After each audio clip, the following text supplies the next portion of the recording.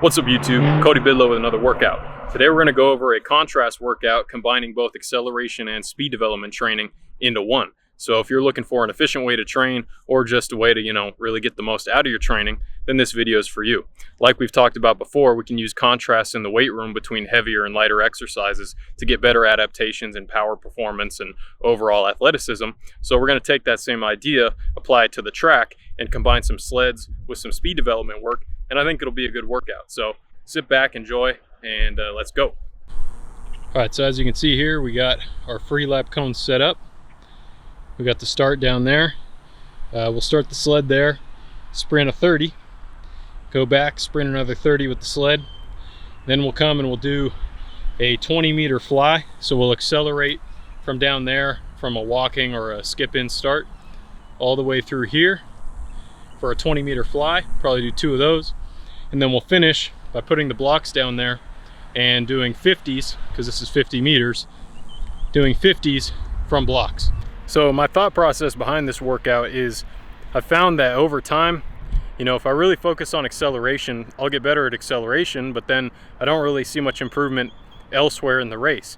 Similarly, if all I do is speed work, I'll improve at a 30-meter fly, but then my 30-meter sprint suffers. So instead of siloing work all the time to where every day is just one type of work, I thought, it might be worth trying combining a couple, types of work that are related to one another. Acceleration and maximal velocity are very, very similar to one another. It's not like combining acceleration with a 1-mile run.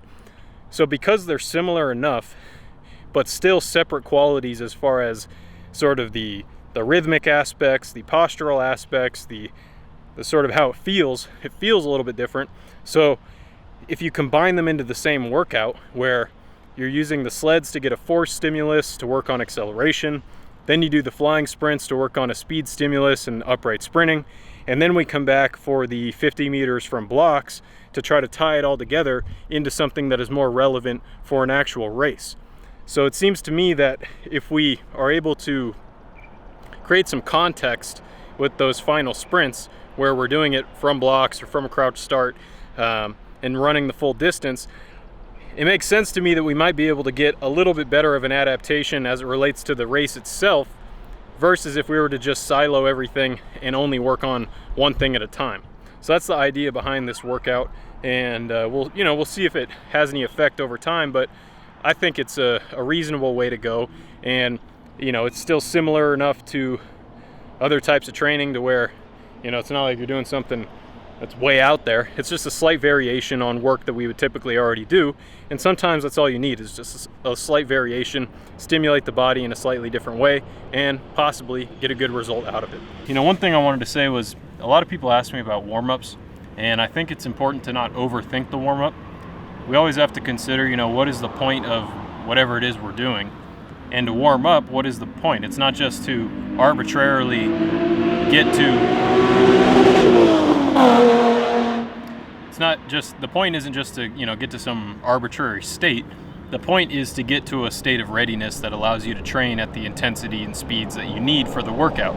So if you're doing a tempo workout where you're running at 50% effort, your warm-up can probably be a lot shorter than, say, if you're doing all-out speed training.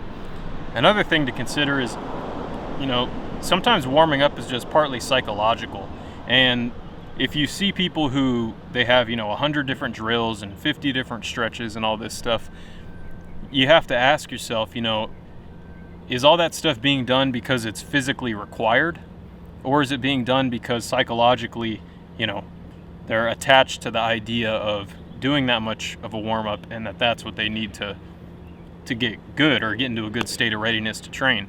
So don't overthink your warm-up. What I do, for example, is I'll take a medicine ball, I'll do squats, good mornings, split squats, and single leg RDLs, and then I'll do the Nordic quad. I'll do a similar variation of that where I'm doing hip extension, and then I'll get into some walking pace drills, some jogging pace drills, and I just sort of increase it from there.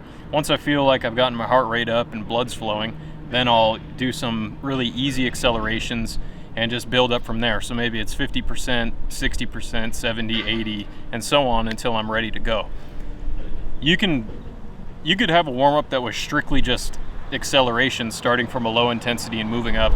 You can do the, you know, general strength type movements if you want to activate some muscles and warm up in a different way, but there's no right way to do it. There's not really a wrong way to do it.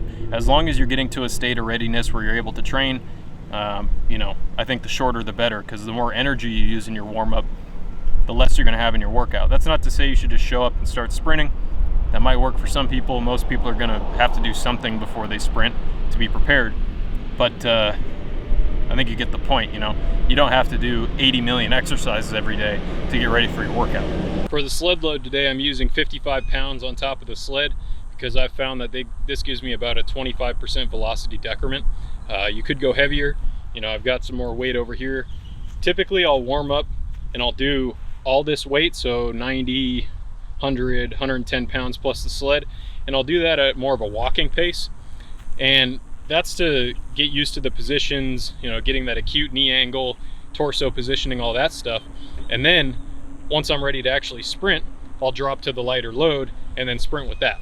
So you can use heavier sleds in your warm-up as a way to, you know, prime your body, get yourself ready to really launch out, do maybe some 10-meter kind of walking or jogging pace sled pulls, but really focusing on the positioning, and then you come back with the lighter sled when you're ready to let it rip.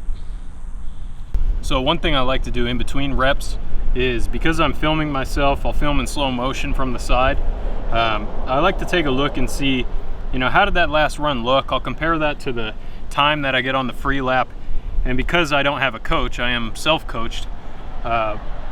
You know, normally a coach would be looking at your technique and maybe giving you things to work on or not, but I like to look at my film in between runs just so I can see, you know, was I doing anything really, really bad or really good, and how could I make adjustments if needed? Now, you don't always need to make adjustments. It's just like if you're coaching someone, you don't need to give them a cue every single time they sprint. But if you see something that is, you know, a pretty significant deviation from what we want to see, then you could, you know, give some cueing, give some suggestions.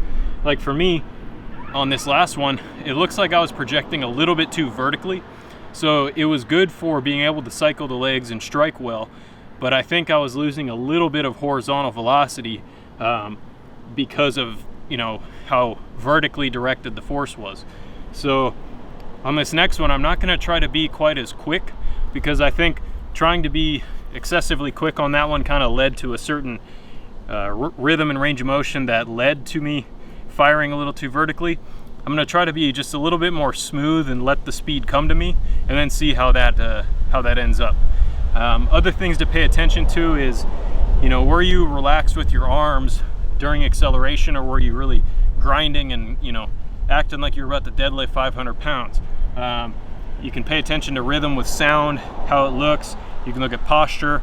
You can look at how the legs are cycling, arm range of motion, all that stuff.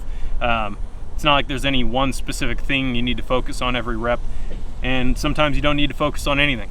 But like I said, in the event that there's something that deviates significantly from what we normally want to see, sorry about the cicadas in the background. It sounds like they're having a little meet and greet over there in the tree. You know, this is the time when you can take a look at that stuff and try to make adjustments between reps as you're recovering. So let's get into the next sprint. So on that last sprint, I focused more on just being like forceful, just producing more force rather than trying to be quick. And the 20-meter fly was 0.07 faster, and from 10 to 50 meters it was 0.13 faster. So knocked, you know, 7/100ths off the 20-meter fly, and knocked 13/100ths off of the 10 to 50 meter segment. So, you know, some people are going to be more frequency dominant, other people are going to be more stride length dominant, and I think for me, I'm stride length dominant. You know, I'm fairly strong for my weight, and I have long legs relative to my overall height. I have kind of a short torso, so it makes sense to me that I would be a little bit more stride length dominant rather than stride frequency. And also, you know, when I really focus on stride frequency, that's when I tend to get hurt. If I focus on being forceful, it feels smoother. I have time for my limbs to move, you know, through the air and everything, and I'm not cutting it off short and, you know, tensing something up while it's still supposed to be relaxed or That's a kind of a poor way to put it, but maybe you get what I'm talking about. You know, if you try to be too quick, you might get too much co-contraction going on. Whereas if you're just trying to be forceful and you let your body go through its natural range of motion without forcing it to go through it quicker, for me that works better, but for you it might be different. So you got to figure out, are you more stride length or stride frequency dominant? Are you better with quickness versus, you know, force-based cues? And figure that out for yourself. But for me, I made the adjustment to a more forceful type of sprinting, and it resulted in a slightly faster time. So those are little notes that you can take within yourself and keep track of, that you can default to. Maybe you're at a meet and you're stressed out and you're like, you know, I forgot how to sprint. Well, if you know you're force-based, you can always just go back to that. Or if you're frequency dominant, you can go back to that. You know, we don't want to get too lock ourselves into too many boxes and say, oh, this is the only thing we're good at. But you know, there are themes that we might be better at than other things, and so we can use that to our advantage, and we can learn about those sorts of things when we run. It helps to have a timing system, but you don't need a timing system. You could use your camera with the My Sprint app. You can just kind of look at it and see if it looks better or not. You could even throw it into Canovia if you have a PC and time it there. So but the main thing is just that, you know, as we sprint, we can then take a look at what is there that we can improve on, try to make small adjustments when it's appropriate, and then we see if there is a good result or not. If not, we can throw that cue out. If it is, keep track of it, and you can revert to that when you're not quite sure what's going on. So as of now, I've done 2 30-meter sled pulls with 55 pounds plus whatever the sled is, so it's probably like 70 pounds, 75 pounds total. Then I did 2 flying 20s, which is really a 50-meter sprint, but from a walking start or a skip-in start. So, you know, when you do a crouch start or a static start, it can be kind of energetically demanding on your body and tire you out sooner. I'm already pretty gassed from just those 4 sprints, but I'm still gonna throw the blocks down there, put my sled behind the blocks so they don't slip, because they tend to slip, especially at this little track I'm at. And then I'll do a 50, see how I feel. If I feel good, I'll do another 50, and then that'll be the end of the workout. But we'll see how this next one goes, and you know, base it off of that. As you're sprinting, you don't want to drive yourself into the ground too much to where you're like seeing really slower times at the end of the workout. It's okay if your times drop a little bit because of fatigue, but if they're dropping and then you keep sprinting and they keep dropping, you got to know when to cut the workout or at least switch to something else. You know, maybe you could still go do some med ball throws or something, but sprinting is not the thing you should do. And the reason is, well, there's a couple of reasons. One reason is, you know, when are you going to get hurt? Probably when you're fatigued. Why? Because your coordination isn't as good. So whether it's within the muscle as far as co-contraction or fibers coordinating with each other, or whether it's just a more gross motor action like, you know, managing your posture. If you're fatigued, you can't manage your posture as well, and your muscles are probably not going to operate as well, and that sets you up to possibly get injured, because if your posture isn't managed, then it's going to skew how you hit the ground, and if you hit the ground in a weird way, it's easy to get hurt. The other thing is, you know, if our goal is to get faster, then we probably should avoid doing things that cause a shift towards slow twitch fibers.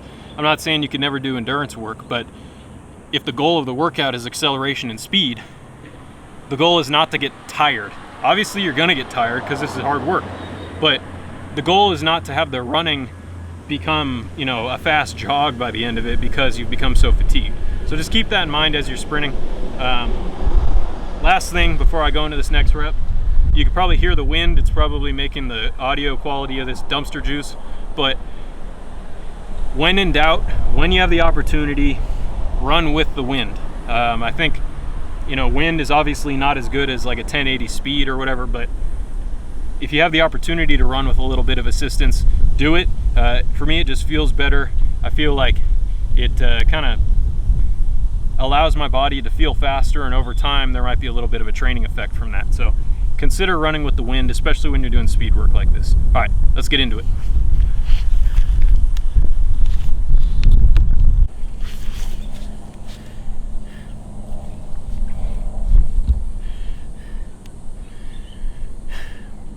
All right, so I did one 50-meter sprint from blocks.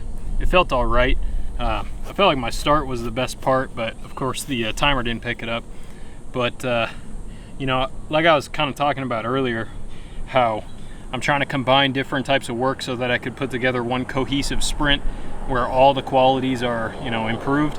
I find that I can run fast as far as flying sprints goes from like a walk-in or a skip-in start, but it's harder for me to do that from blocks sometimes. And I think it's because, you know, what gives you the fastest 10 or 20 meter time is not necessarily what's going to set you up for the fastest, you know, 30 to 60 meter zone. So that's one reason why I want to combine these different types of work, so I can try to you know, actualize the different component parts into one specific skill of sprinting from blocks to a certain distance. So I'm going to do one more sprint, another 50 meter from blocks, see how it goes. I'm experimenting a little bit with my blocks, putting my back foot up, whereas normally I'd have it on the ground. I'm keeping my front foot on the ground, so I have like the big toe of my front foot will be in contact with the ground. The ground is the most stable thing you can push off of. Sometimes blocks slip, so I like to keep my toe on the ground on the front block, but I'm going to experiment with my back foot higher up on the block and see if that makes any difference. Still working on those other things that I talked about in my last video of, you know, getting into an acute knee position at touchdown, an acute trunk angle at toe off, trying to maintain those things throughout acceleration, but transitioning that into upright sprinting and trying to do that effectively. So easier said than done, but you know, got to try, right? So time for the last sprint, and then the workout will be over.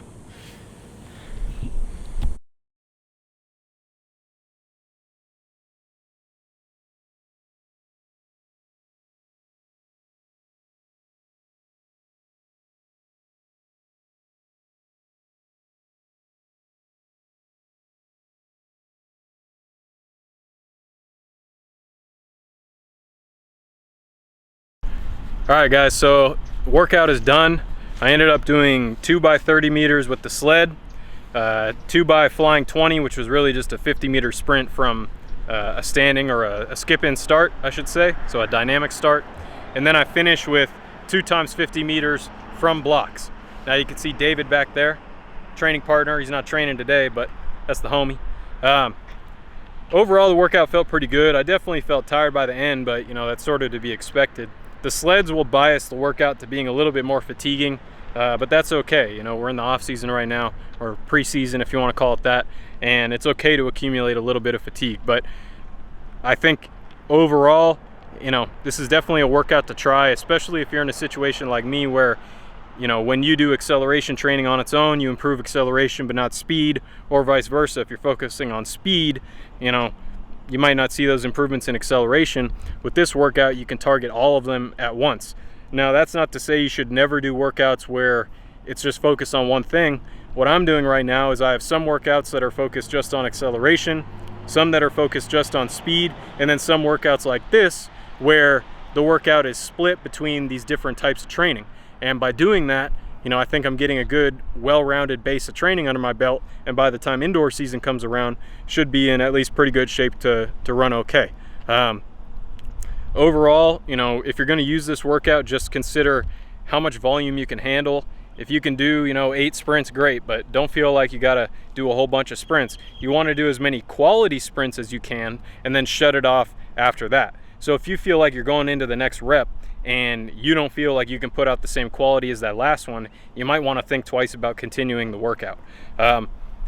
What would I do from here after I've done this workout? Well, tomorrow I might do a light lift, and then I'll take the next day off, and then I'll come back for most likely something like some sub-maximal runs, like 90% effort over 100s, 150s or something like that. And then after that, I'll take a day off, maybe 2 days off, come back for either a speed or an acceleration day, depending on how I'm feeling, and that's what we're looking at in the short term. So anyways, I appreciate you guys watching this video. Make sure to leave a comment if you have any questions, hit a thumbs up if you like the video, subscribe if you haven't, and I will catch you next time. This is Cody Bidlow of SprintingWorkouts.com, signing off.